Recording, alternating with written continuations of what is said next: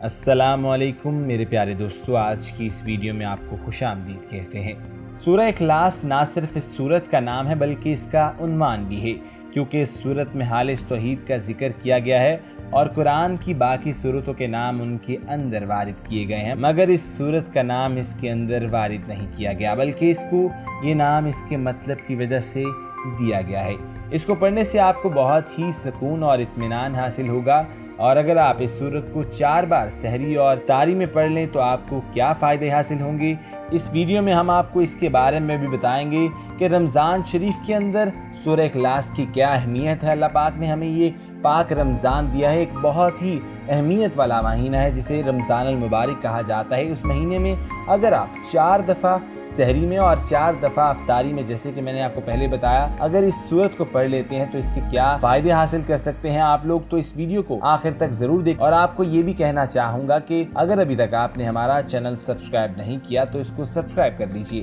ساتھ ہی bell icon کو click کر لیجئے تاکہ آنے والی وقتاً فوقتاً ویڈیوز جو ہم آپ کے لیے اس چینل کے اوپر لے کے آتے ہیں وہ آپ تک موصول ہوتی رہیں اور آپ ان سے مستفید ہوتے رہیں۔ خواتین و حضرات، آپ کو بتائیں کہ سورہ اخلاص 4 آیت 15 الفاظ اور 47 حروف پر مشتمل ہے۔ اس میں شرک کو ختم کر کے خالص توحید کا ذکر کیا گیا ہے اور اس میں اللہ تعالیٰ کی توحید کو بڑے ہی پیارے طریقے سے بیان کیا گیا ہے۔ اس کے مکی اور مدنی ہونے میں بہت سے شک و شبہات پائے جاتے ہیں۔ حضرت عبداللہ بن ابی سے روایت ہے کہ اللہ تعالیٰ کے بارے میں ہمارے نبی سے سوال کیا گیا کہ ان کا حسب نسب کیا ہے، تو انہوں نے اللہ تعالیٰ کی خالص توحید بیان کی، کیونکہ قریش کے لوگ جب بھی کسی سے ملتے تو پھر پوچھتے کہ اس کا حسب نسب کیا ہے۔ حضرت انس رضی اللہ عنہ کا بیان ہے کہ خیبر کے کچھ یہودی علماء حضور اکرم صلی اللہ علیہ وسلم کے پاس آئے اور کہا، اے ابو القاسم، اللہ نے ملائکہ کو نور حجاب، آدم کو مٹی، سڑے ہوئے گارے اور ابلیس کو آگ کے شعلے سے، آسمان کو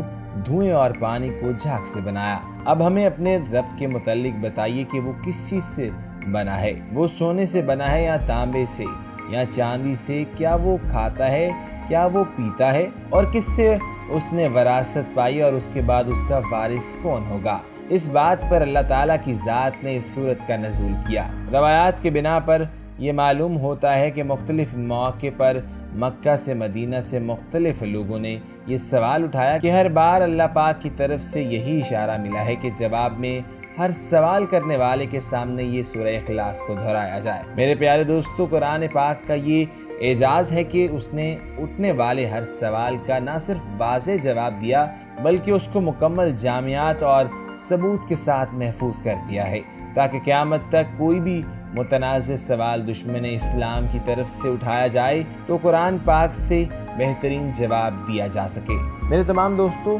یہاں میں اپنی ویڈیو کا اہتمام کرتا ہوں اور آپ سے ایک التماس کرنا چاہتا ہوں کہ اگر ابھی تک آپ نے ہمارا چینل سبسکرائب نہیں کیا تو اس کو سبسکرائب کر لیجئے، ساتھ ہی بیل آئیکن کو کلک کر لیجئے تاکہ آنے والی وقتاً فوقتاً ویڈیوز جو ہم آپ کے لیے اس چینل کے اوپر لے کے آتے ہیں وہ آپ تک موصول ہوتی رہیں اور آپ ان سے مستفید ہوتے رہیں۔ اللہ حافظ۔